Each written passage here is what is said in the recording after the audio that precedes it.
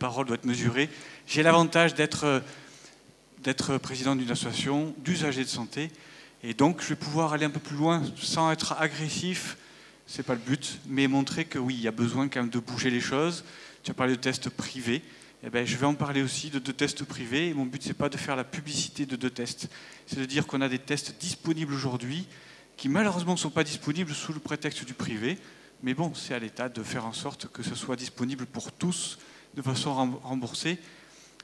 Hop.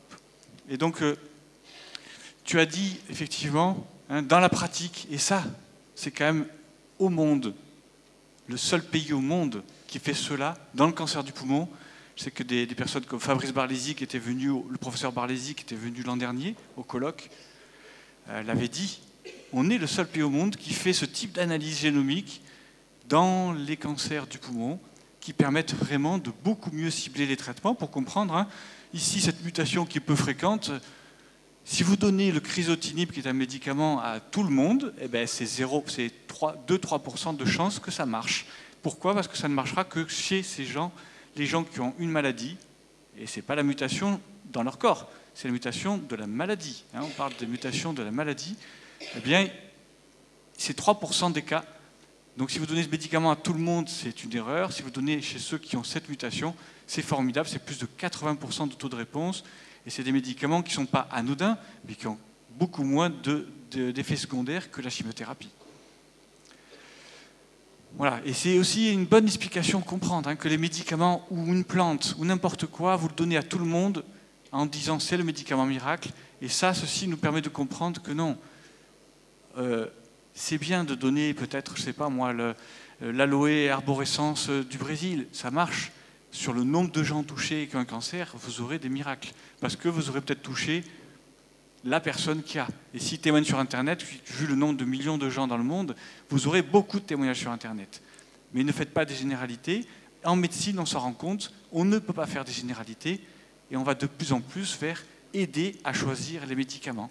C'est une aide à la décision. Et le seul pays au monde qui rembourse ces tests, c'est la France aujourd'hui. C'est envié par tous les pays du monde. L'objectif, c'est d'analyser hein, cette cellule et de voir quelle est sa machinerie, le génie, hein, la malignité de cette cellule qui, tiens, cette voie-là est exacerbée. C'est par exemple, ben voilà, je bouffe du pétrole, et ben on va lui couper son pétrole. Bien sûr, si ça ne dépend pas que de ça, elle va échapper au traitement, elle utilisera une autre voie par la suite. Et bon, pendant un temps, on peut la bloquer, prendre le temps de trouver un autre médicament pour la suite. Ça, c'est les thérapies ciblées. Et donc, on va chercher quelle est la bonne cible. Ça, c'est les récepteurs à la surface, la membrane, le cytoplasme, le noyau. On pourra agir sur le récepteur à l'extérieur, on pourra agir sur les signaux de transmission, voire même, pourquoi pas, à l'intérieur même de l'ADN.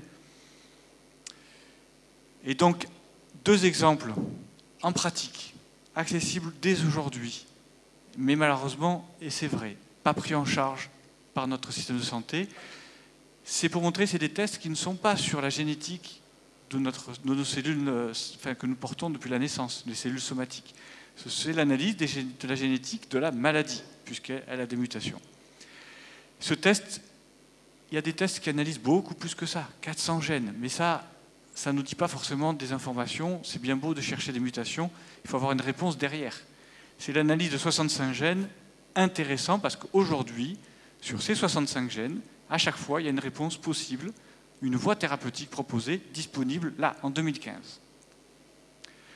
Exemple, je vois cette dame qui a un cancer de l'ovaire depuis 8 ans.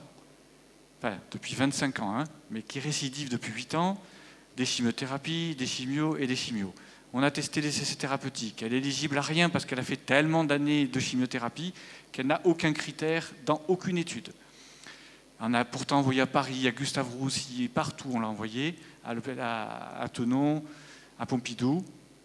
Elle a failli rentrer dans les essais, à chaque fois il manquait quelque chose, l'immunothérapie c'est pas pour elle. Bon. On a fait ce test-là, et qu'est-ce qu'on voit apparaître dans ce test? Tiens, elle a une immunité qui est pas mal, ben, ça pourrait être une piste l'immunité, mais malheureusement on n'a pas de médicament pour elle aujourd'hui. Qu'est-ce qu'on voit ici? Cette voie PERK, c'est là, ici, dans la cellule, quand la signalisation arrive, cette voie-là est exacerbée. Il y a une signalisation. Allez, je bouffe par exemple du gaz, j'adore ça. Et donc nous, on va mettre un médicament qui bloque le gaz. Ça passe plus. Ou qui rend le gaz ininflammable. Et donc là, on a une piste thérapeutique intéressante. Quand on regarde sur les médicaments approuvés, malheureusement, en fait, c'est que des chimiothérapies. C'est d'après les tests ici, le test me dit que 3 chimiothérapies seraient intéressantes. Bon, ça, je le savais, mais ça m'a permis de mieux m'assurer que ce que je faisais était bien. C'est approuvé pour d'autres, mais malheureusement, chez elles, aucun médicament n'est interdit, aucun médicament n'est dangereux a priori pour elles, mais malheureusement, il y en a un seul que je peux lui proposer, puisque ça fait 8 ans que je la traite. Rien n'est nouveau ici. Par contre, ça, c'est utilisé dans le mélanome.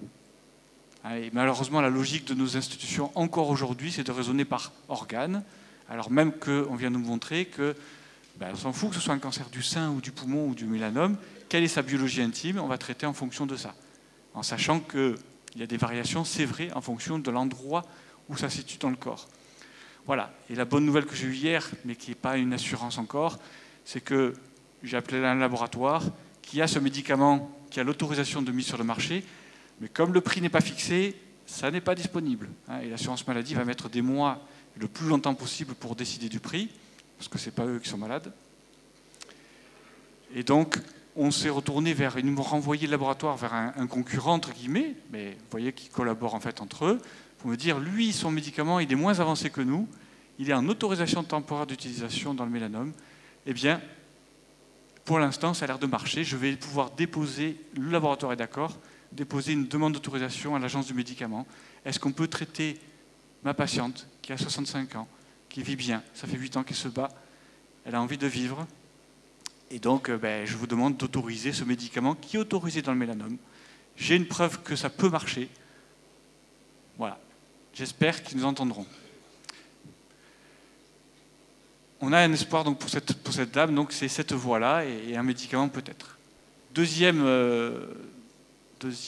exemple, j'ai une jeune dame qui avait un cancer du sein triple négatif. On a l'habitude de penser que les sels de platine, ce sont des chimiothérapies qui ont des toxicités plus ou moins importantes, mais qui peuvent être gênantes. Moi, j'ai eu des résultats fantastiques des fois avec la chimiothérapie dans ces cas-là. Pourquoi? Parce que ça va attaquer l'ADN, et on vous a dit tout à l'heure que les BRCA1, c'est une mutation de l'ADN qui est très altérée, il se répare mal. Autant appuyer là où ça fait mal, puisque tu as beaucoup de lésions d'ADN. Moi, je vais t'envoyer une chimio qui casse l'ADN encore plus, et à un moment où ça s'écroule. Malheureusement, elle, je regarde, la génétique de sa maladie, il n'y a pas de mutation BRCA2 au niveau de ses cellules cancéreuses, parce que je savais très bien qu'elle n'avait pas cela au niveau de ses cellules germinales, elle ne le transmettait pas à ses enfants, mais la cellule cancéreuse n'a pas cette mutation non plus.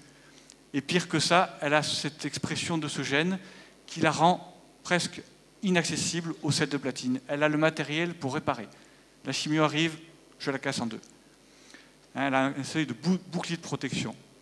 Voilà, je n'ai pas utilisé une chimiothérapie pour rien, j'ai pu guider ma thérapeutique, ne pas lui faire ceci, et guidé par d'autres éléments, me rendre compte que les taxanes, le taxol, le taxotère, c'était parfaitement indiqué dans son cas. Voilà, et par exemple le 5FU, aucun intérêt, elle a la cellule tumorale a le matériel pour éliminer ce médicament. Ce n'est pas la peine de lui faire. Une façon de mieux guider les traitements, c'est une patiente qui a un cancer du sein métastatique et pour qui on veut évidemment de l'efficacité, une qualité de vie.